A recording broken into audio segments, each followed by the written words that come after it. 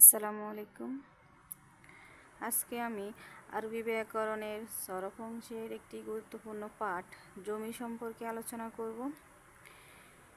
তো প্রথমে এখানে আমি বহস ইসবাত ফেলে মাজি মতলক মারুফের গর্দানসমূহ লিখে নিয়েছি। পালা পালা, পালু, পালাত, পালাতা, পালনা, পালতা, পালতুমা, পালতুম, পালতে, পালতুমা, পালতুন্না, পালতু, ফান্না।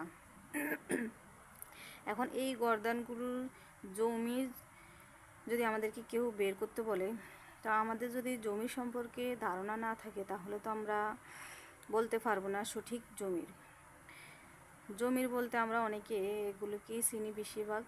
হুয়া হুমা হুম, হিয়া হুমা হুন্না, আংতা আংতুমা আংতুম, আংতে আংতুমা আংতুন, নানা না নু। এর বাহিরেও যে জমি আছে ওই সম্পর্কে আমাদের অনেকের আইডিয়া নাই বা জানা নাই। তো দেখুন এখানে আমি পালা এর জমি কি? হুয়া, এটা উজ্জ্ব জমির, কারণ এটা প্রকাশ্য নয়, এটা হচ্ছে কি মুস্তাতির বারিজ না।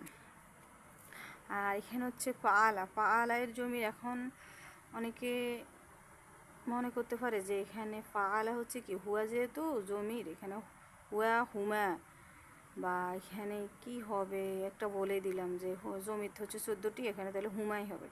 কিন্তু না, দেখুন এখানে আমাদেরকে ফা কালেমা, আইন কালেমা, লাম কালেমার পর অতিরিক্ত যে অক্ষরটা আছে ওইটি হচ্ছে মূলত জমির। এখানে আলিফ বা আলা, লাম আলিফ, লামের উপর হচ্ছে আলিফ, আলিফটা হচ্ছে এখানে আমাদের কি জমির, আর এটা হচ্ছে জমিরে বারিজ। এরপর পা আলু এখানে হচ্ছে পা কালেমা, আইন কালেমা, লাম কালেমার পর কি আছে? ওয়াও আছে, ওয়াওটা এখানে জমির। আলিফ এখানে কেন জমির হবে না? অনেকের মনে প্রশ্ন জাগতে পারে। আলিফটা হচ্ছে মূলত জমায়ের চিহ্ন, এটা অনেক সিগের ক্ষেত্রে থাকবে আবার নাও থাকতে পারে। পা আলাত এখানে হচ্ছে কি হিয়া, উজ্জ্ব জমির। আলাতা এখানে হচ্ছে কি তা, যেমন ফা কালেমা, আইন কালেমা, লাম কালেমার পর তা আলিফ, এখানে তাটা হচ্ছে কি জমির। আল না, এখানে হচ্ছে নুনটা জমির। ফা কালেমা, আইন কালেমা, লাম কালেমার পর নুন। পা আলতা এখানে কি তাটা হচ্ছে জমির। এগুলো সব কি বারেজ, জমিরে বারেজ। পাল তুমা, এখানে তুমা হচ্ছে পাল তুম, এখানে জমির হচ্ছে তুম।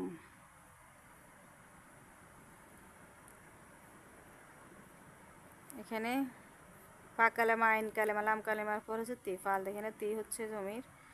তুমা, পাল তুমা, এখানে তুমা জমির। এখানে কি তুন্না, এখানে জমির হচ্ছে তু, এখানে হচ্ছে না।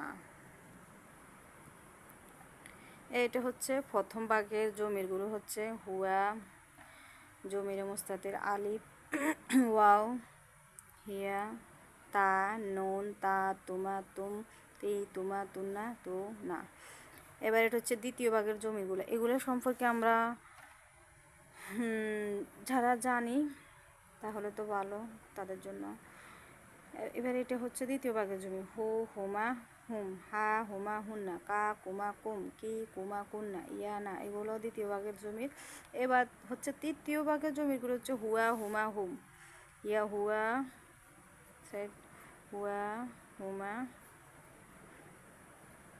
হুম, হিয়া হুমা হুন্না, আংতা আংতুমা আংতুম, আংতে আংতুমা আংতুন্না, আনা না।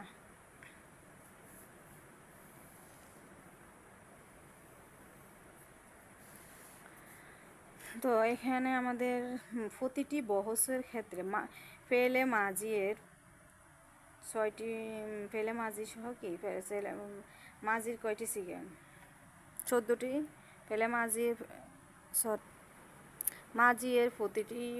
ফেলে মাজির প্রতিটি বহসের মধ্যে আমাদের কি একটি জিনিসই মনে রাখতে হবে, সেটা হচ্ছে মাজির প্রতিটি বহসে শুধুমাত্র ওয়াহিদে মুজাক্কারে গায়েব আর হচ্ছে ওয়াহিদে মুয়ান্নাসে গায়েব, এই দুইটি সিগের ক্ষেত্রে কি আমাদের জমিটা উজ্জ থাকে। আর যদি আমাদের এই দুটি সিগের মধ্যে আমাদের ফাইল বা নাইবে ফাইল যখন প্রকাশ্যে এসিম হয়, তখন এই দুই সিগেতে জমির উজ্জ বা প্রকাশ্য থাকবে না। অর্থাৎ এই দুই সিগেতে যদি আমাদের কি ফাইল নাইবে ফাইলটা কি প্রকাশ্যে থাকে, তখন এখানে আমরা কি জমির উজ্জ ধরবো না। আর প্রতি এসে দুইটি ছাড়া আর 12টি সিগেতে জমির বারেজ মানে প্রকাশ্য মুস্তাতির হচ্ছে কি উজ্জ জমির, আর জমির বারেজ হচ্ছে প্রকাশ্য জমির। যেমন এখানে আলিফ প্রকাশ্য, ওয়াও প্রকাশ্য, তা প্রকাশ্য, নুন, তা, তুমা, তুম সব জমিরগুলোই কি প্রকাশ্য। আর মোজারের হচ্ছে প্রতিটি মানে মোজারের ইসমে ফাইল পর্যন্ত, যেমন মোজারে মারুফ, মোজারে মাজহুল, এভাবে মোজারের যতগুলো সিগে আছে সব সিগেতে মোট 5টি সিগেতে কি জমির উজ্জ থাকবে, আর বাকি সিগেগুলোতে কি জমির প্রকাশ্য থাকে। আর ইসমে মুস্তাকের প্রত্যেক সিগেতে জমির উজ্জ থাকে। প্রতি সিগেতে 3টি জমির উজ্জ থাকতে পারে। যেমন হিসাবে আমরা লিখতে পারি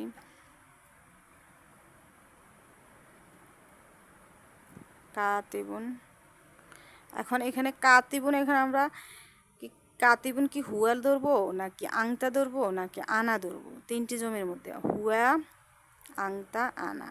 এটা আমাদের বাক্যর যে পরবর্তী অংশ থাকবে ওইটার উপর নির্ভর করে। এখানে কি হুয়া জমির নাকি আংতা হুয়া কাতিবুন বলবো নাকি আংতা কাতিবুন নাকি আনা কাতিবুন, এটা বাক্যের বাক্যের উপর নির্ভর করবে। এখানে মূল কথা হচ্ছে এখানে ইসমে মুস্তাকের প্রত্যেক সিগাতে কি জমিটা কি উজ্জ থাকবে। আর ফেলে মোজারের ক্ষেত্রে 5টি সিগাতে জমির উজ্জ থাকবে, আর বাকি সিগাগুলোতে জমির প্রকাশ্য থাকবে। আর ফেলে মাজির ক্ষেত্রে মাত্র 2টি সিগাতে জমির উজ্জ থাকবে আর বাকিগুলোতে প্রকাশ্য থাকবে।